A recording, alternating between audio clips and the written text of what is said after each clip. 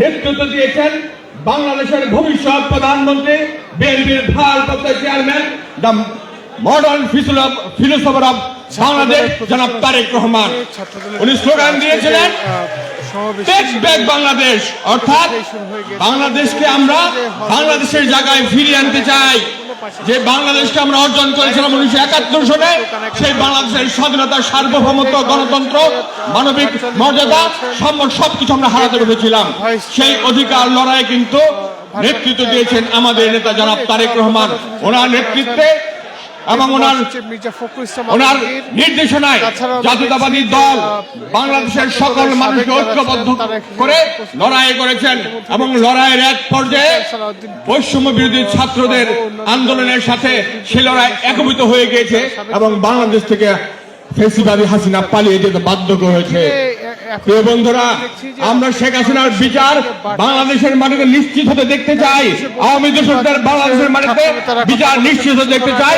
একই সাথে আগামী দিনে একটি দফার ভিত্তিতে রাষ্ট্র কাঠামো মেরামতের যে কর্মসূচি ঘোষণা করেছেন আমাদের নেতা ভারপ্রাপ্ত চেয়ারম্যান জনাব তারেক রহমান, ইনশাআল্লাহ সময় সুযোগ যদি আমাদের নেতার কাছে আসে, আমরা আত্মবিশ্বাসী উনি বাংলাদেশকে একটি দফার ভিত্তিতে নতুন যে বাংলাদেশের রূপরেখা সেটি তৈরি করবেন এবং সেই বাংলাদেশ গঠনে আমরা সকলে ঐক্যবদ্ধভাবে কাজ করব। এই প্রত্যয় এবং প্রত্যাশায় এই শপথে আজকের প্রতিষ্ঠা বার্ষিকী প্রোগ্রামে আমি আমার বক্তব্য শেষ করছি। আল্লাহ হাফেজ। বাংলাদেশ জিন্দাবাদ, জাতীয়তাবাদী দল জিন্দাবাদ, শহীদ রাষ্ট্রপতি জিয়া রহমান অমর হোক, দেশনেত্রী বেগম খালেদা জিয়া জিন্দাবাদ, জনাব তারেক রহমান জিন্দাবাদ, জাতীয়তাবাদী ছাত্র দল জিন্দাবাদ। ধন্যবাদ জানাচ্ছি জনাব আব্দুল কাদের ভূঁইয়া জুয়েল ভাইকে।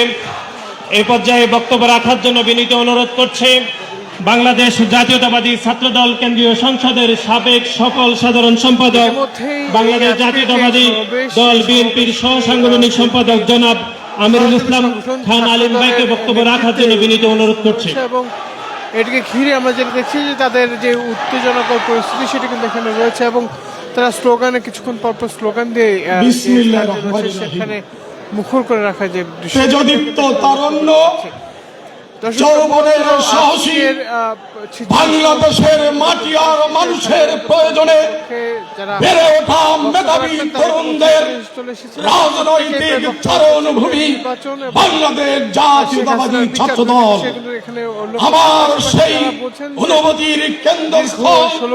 জাতীয়তাবাদী ছাত্র দলের আজকের এই 46তম প্রতিষ্ঠা বার্ষিকী